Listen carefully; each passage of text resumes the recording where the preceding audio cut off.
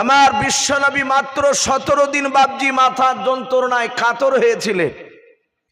আপনাদের জানা আছে আমার নবী দুনিয়ার বুকে ইন্তেকাল করার আগে ক ওয়াক্তের ফরজ নামাজ নবী ইমামতি করতে পারেনি মসজিদে নববীতে? বাপ কারো জানা আছে? শুনলে হয়তো মনে নেই।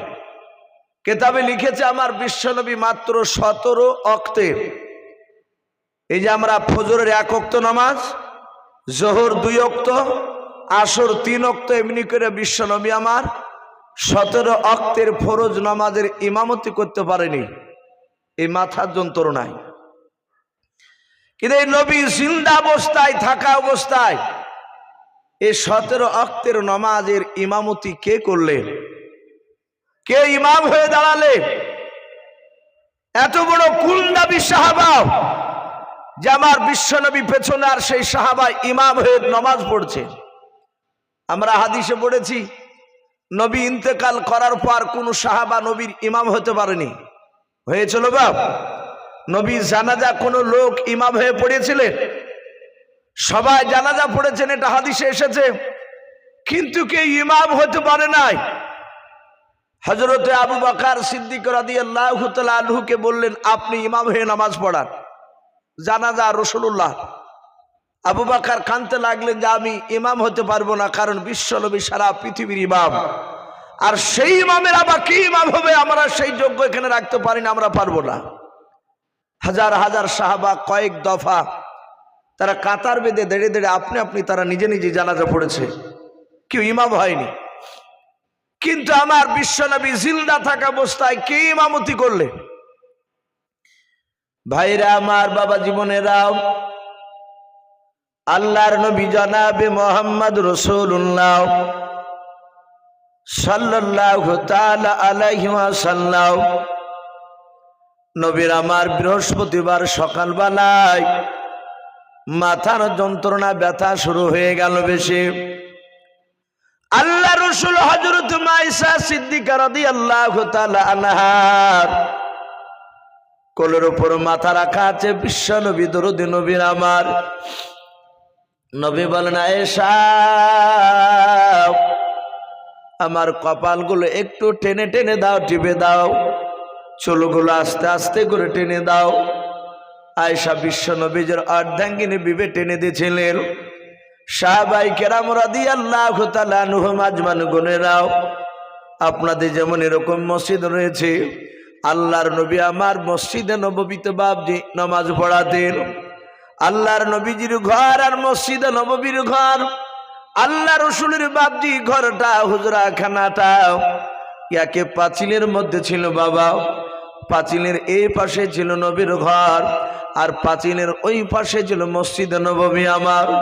ওই পাঁচিলে বাবজি দরজা ফিট করা ছিল। সাহাবায়ে কেরাম রাদিয়াল্লাহু তাআলা আনহুম আজমাইন গুনেরাও, তারা মসজিদে এসে কাতার বেঁধে বাবজি তারা নামাজে দাঁড়িয়ে যেতেন।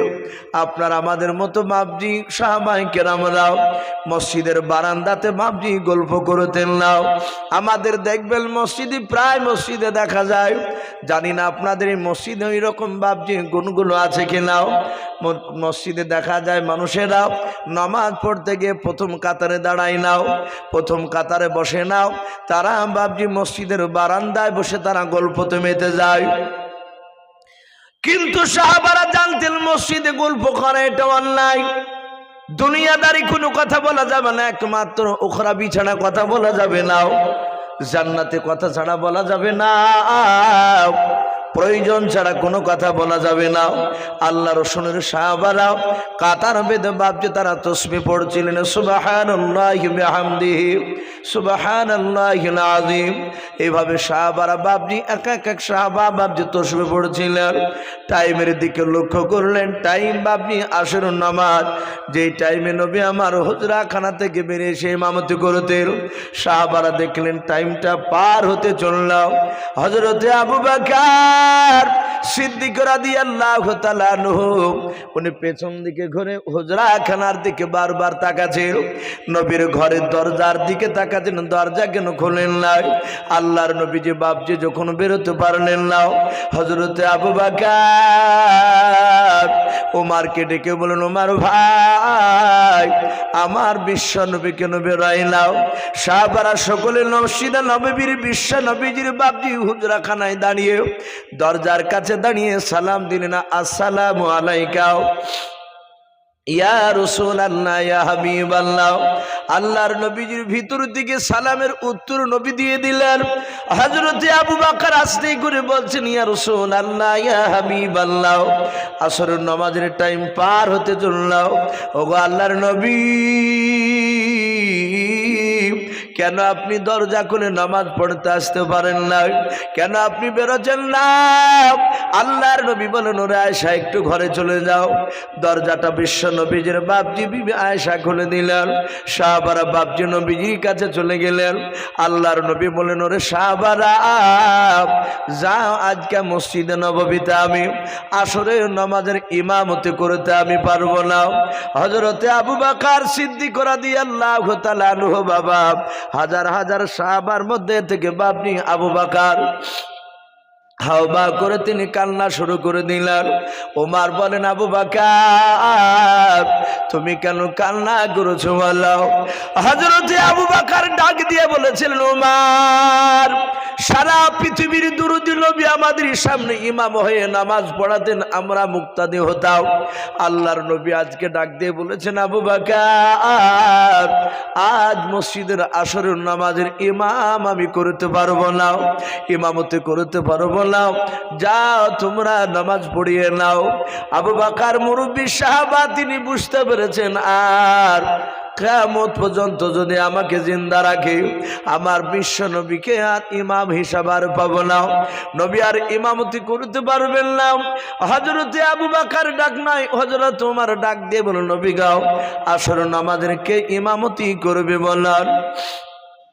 বিশ্ব নবী দরুদ নবী আমার আস্তে করে বলেন, ওরে ওমর আজকে আসর নামাজের ইমামতি করবেন আমার সাহাবা আবু বকর। হযরতে আলী রাদিয়াল্লাহু তাআলা আনহু ডাক দিয়ে বলেন, নবী হযরতে আপনি আবু বকরকে হুকুম দিয়েছেন? বলে হ্যাঁ। আল্লাহর নবী আমরা জানি আবু বকর সবচেয়ে দামি সাহাবা, কিন্তু নবী শুনে না আমার আবু বকরের দিলটা বড্ড নরম। আবু বকর একা ইমামতিতে যদি দাঁড়িয়ে যায়, ও নবী আমাদের মনে হয় আবু বকর বেহুশ হয়ে পড়ে যাবেন, আপনি আবু বকরকে বাদে ওমরকে হুকুম দেন। আল্লাহ রাসূল ডাক দিয়া বলেন, ওরে সাহাবারা শুনে নাও, আমি বিশ্ব নবী আমি আবু বকরকে বললাম আবু বকর ইমামতি করবে। আল্লাহর নবী এক না দুই না তিনবার বাপজি কথাটা বললেন। আবু বকর ইমামতি বাপজি করতে শুরু করলেন।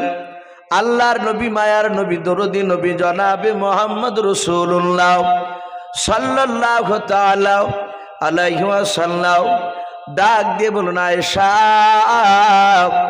একটু তুমি আমার কাছে এসো। সাহাবারা কেউ নাই, সবাই মসজিদে দাঁড়িয়ে গেছো নামাজে।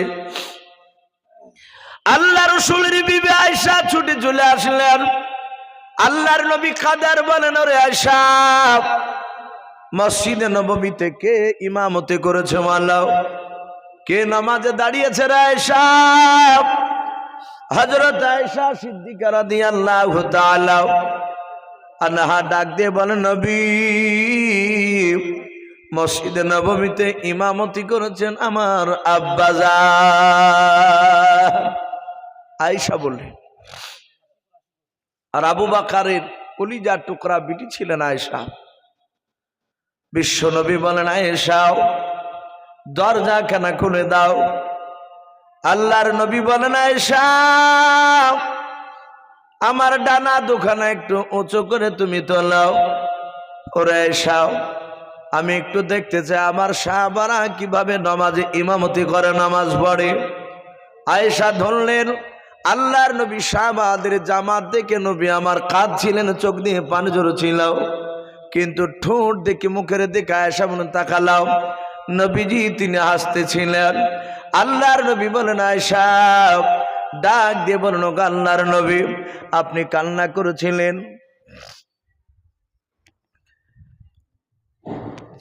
একটি বিশেষ ঘোষণা, আজুর বেটা আশিকুর বাচ্চাটার ব্রেনের একটু ডিফেক্ট আছে। যদি কোনো বন্ধুর বাড়িতে হয়তো থেকে যায় তো অবশ্যই সেই ছেলেটিকে আপনারা বাড়িতে তার পাঠিয়ে দেবেন।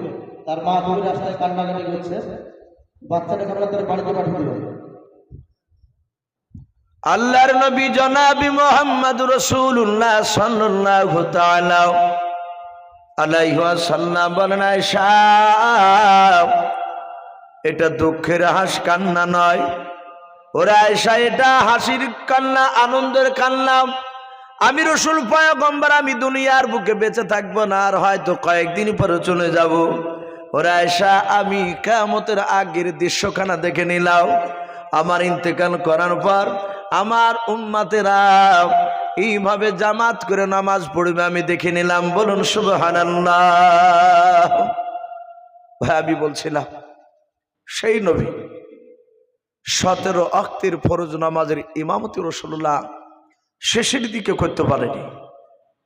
এই 17 ওয়াক্তের ফরজ নামাজের ইমাম হিসাবে নামাজ পড়িয়েছিলেন, ইমামতি করেছিলেন আবু বকর সিদ্দিক রাদিয়াল্লাহু তাআলা আনহু। এই বিশ্ব নবী আমার ইন্তেকাল করা 3 দিন আগে হাজার হাজার সাহাবায়ে কেরামরা রাসূলুল্লাহকে গোল করে ঘেরাও করে নিয়ে আছে। আল্লাহর নবী মৃত্যুর যন্ত্রণায় কাতর হয়ে আছেন, মাথার ব্যথায়। আমার বিশ্ব নবী সব সাহাবাদের দিকে লক্ষ্য করে দেখলেন সাহাবারা সবাই কাঁদছে। নবী চলে যাবে আর মনে হয় রাসূলুল্লাহ থাকবে না, আর নবী চলে গেলে আমরা কিভাবে দুনিয়ার বুকে বসবাস করব। হঠাৎ করে নবী আমার ডাক দিয়ে বলেন ওমর, এই ওমর সাহাবা কোথায় আছো, দাঁড়িয়ে যাও। হযরতে ওমরে ফারুক রাদিয়াল্লাহু তাআলা আনহু আল্লাহ রাসূলের বাম পাশে বাপজি বসা ছিলেন। আল্লাহর নবী বলেন ওমর, ওমর ফারুক তুমি কোথায় আছো, দাঁড়িয়ে যাও। ওমর তিনি দাঁড়িয়ে বলছেন লাব্বাইক ইয়া রাসূলুল্লাহ, ও নবী আপনার বাম পাশে আমি হাজির রয়েছে, দাঁড়িয়ে আছি। আল্লাহর নবী বলেন আলী, ও জামাই আমার আলী তুমি কোথায় আছো, দাঁড়িয়ে যাও। হযরতে আলী রাদিয়াল্লাহু তাআলা আনহু তিনি একটু সামনে ছিলেন। লাব্বাইক ইয়া রাসূলুল্লাহ বলে তিনিও দাঁড়িয়ে গেলেন। নবী আমার হাজার হাজার সাহাবাদের দিকে লক্ষ্য করে নবী আমার আবু বকর ওমরকে নাই, ওমর আর আলীকে ডাক দিয়ে নবী বলেন ওরে ওমর আলী শুনে নাও, দাঁড়িয়ে তোমরা কাছে আমার কাছে চলে এসো। আল্লাহর রাসূল ডাক দিয়ে বলেন ওমর আমার শরীরে যে পাঞ্জাবিটা দেখতে পাচ্ছ, বলে হ্যাঁ। হাদিসের পরিভাষায় পাওয়া যায় আল্লাহর নবী যে পাঞ্জাবিটা ব্যবহার করতেন বাবা ওটা গোল পাঞ্জাবি ছিল, যেটা বাপজি আমি গায়ে দিয়েছি। এই বাপজির পুরনো দেখতে পাচ্ছি গায়ে, এটাও গোল জামা। গোল জামাকে বাপজি জুব্বা বলা হয়। আল্লাহর নবী বেশিরভাগ জুব্বা ব্যবহার করতেন, কিন্তু বাবা কাটা জামাও এটাও ব্যবহার করতেন, দুটোই জায়েজ আছে। আল্লাহ রাসূল সেই দিন গোল জামা পরা আছে। আল্লাহর নবী বলেন উমর আমার শরীরে জুব্বা দেখতে পাচ্ছ, বলে হ্যাঁ। ওরে আমার ওমর শুনে নাও, আমি যদি ইন্তেকাল করে যাই, আমার ইন্তেকাল করার পর আমার এই জুব্বাখানা যেটা আমি তোমাকে লক্ষ্য করে আমি বলতেছি দেখাচ্ছি, ওরে ওমর এই জুব্বাটা তোমার কাছে আমানত স্বরূপ রেখে দেবা। হযরত ওমর তিনি চরম আনন্দিত, রাসূলুল্লাহর বাপজি জুব্বা ব্যবহার করতে পাবে। নবীজি বলেছেন ওমর আমার ইন্তেকাল করার পরে এই জুব্বাটা তোমার কাছে রেখে দেবা। ভাই আমরা হাদিসে পড়েছি, নবীজির জীবনী তো পাই। সেরাতে হালবিয়া বলে একটি কেতাব উলামে দেওবন্দের লেখা। ওই কেতাবটা ওতে বিশ্ব নবীজির বাপজি সিরাত সম্পর্কে, নবীজির চরিত্র, নবীর জীবনী অনেক দেওয়া আছে। তাতে এসেছে রাসূলুল্লাহর বাপজি শরীরের এক টুকরা পাঞ্জাবি কথা হযরতে খাদিজাতুল কুবরা রাদিয়াল্লাহু তাআলা আনহা তিনি বলেছিলেন। ঘটনা হয়তো আপনাদের অনেকের শোনা আছে, জানা আছে। আমার রাসূল যখন মেরাজে গিয়েছিলেন, জান্নাত জাহান্নাম সব নবী দেখে আসার পরে সাহাবাদের সামনে নবী আমার আলোচনা করেছিলেন।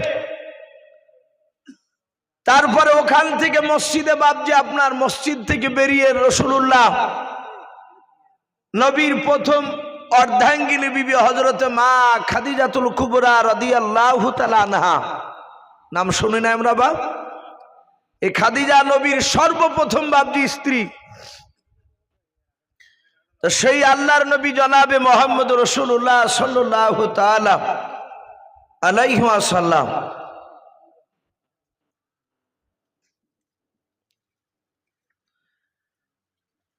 মেয়ে মহল নাকি খামার ঘাট, না খামার ঘাট আছে, খামার ঘাট থেকে 1540 টাকা, বেনামে 1000 টাকা,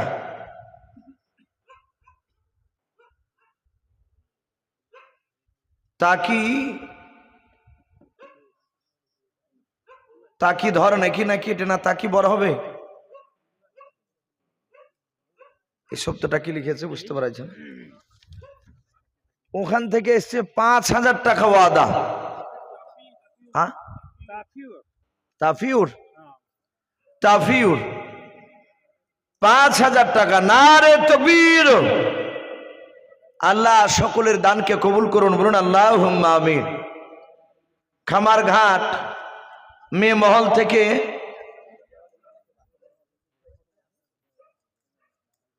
11,000, এটা টোটাল নাকি হয়েছে 800 নাকি, বেনামে 420 টাকা, আরেকজন বেনামিতে 200 টাকা। আল্লাহ সকলের দানগুলোকে আল্লাহ কবুল করুন, বলুন আল্লাহুম্মা আমিন। ওগো মাওলা, যারা দান করেছে, যারা করতে পারে নাই, তুমি সকলকে মওতের আগে বিশ্বনবীর চেহারা না দেখে মওত দিও না, বলুন আল্লাহুম্মা আমিন। আচ্ছা বলেন, বিশ্বনবীকে যদি আমরা চেহারা স্বপ্নের মাধ্যমে কেউ যদি দেখেনি, আমাদের এর চেয়ে আর সৌভাগ্য হতে পারে কোনো জিনিসের আশা থাকতে পারে? নবী বলেছেন, আমাকে যে একবার চেহারা দেখলো, ওই ব্যক্তি স্বয়ং জিন্দা অবস্থাতে দেখলো, বলুন আলহামদুলিল্লাহ। আর নবীকে যে দেখবে সে আল্লাহর ওলি না হয়ে থাকতে পারবে না। তো ভাই আমি বলছিলাম যে আল্লাহ রাসূল যখন খাদিজাতুল কুবরার কাছে গিয়ে আলোচনা করলে, ওগো খাদিজা, আমি জান্নাত জাহান্নাম দেখতে গিয়েছিলাম, আমি জাহান্নামে বেশিরভাগ নারীদেরকে দেখলাম, তারা জাহান্নামের আগুনে তারা শাস্তি তাদেরকে দেওয়া হয়েছে। মেয়ে মহল থেকে 870 টাকা, বলুন মারহাবা। নারে তাকবীর। আল্লাহ সকল মা বোনের টাকা দানকে কবুল করে নিও গো মহলা। তুমি আমার সকল মা বোনের ইমানটা হযরতে মা ফাতেমাতুজ জোহরা রাদিয়াল্লাহু তাআলা আনহার মতো ইমান বানিয়ে দাও, বলুন আল্লাহুম্মা আমিন।